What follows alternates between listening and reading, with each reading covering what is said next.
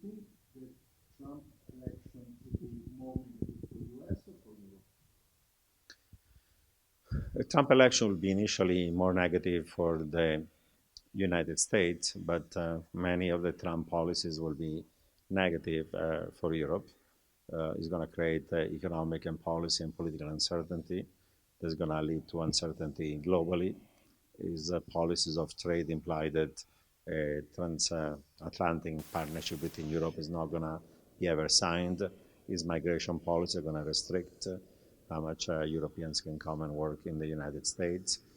His policies on NATO and telling U.S. allies you should defend yourself. If you don't, tough luck, you're on your own, are going to imply security risk for Europe and for NATO and fiscal risk because Europe will have to spend much more on defense.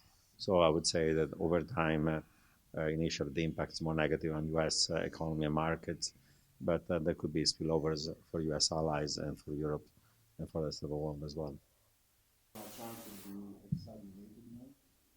Well, the reality is that we do not know who is the real Donald Trump. What he has said in the primaries and on the stump is very radical. His policy on trade, his policies on migration, his foreign policies, his tax policies, the way we deal with allies in the world. So if you take him at face value and if he does what he says, then I think there'll be significant risk for US and the global economy.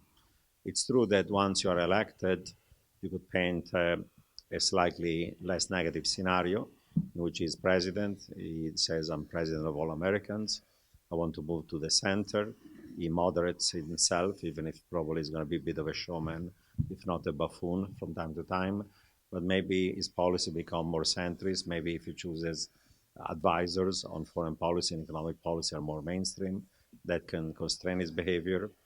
Maybe Congress can constrain his behavior since the mainstream Republican have slightly different views than his on trade, migration, and on foreign policy. And of course, there is some division of power in the US with not just the executive, but also the legislature, the judiciary, the Supreme Court, the regulatory agencies, and civil society. So, it's a presidential system in the US, but it's not an absolute monarchy. So the president has a lot of power in some aspects of decision making. Is also constrained by the system.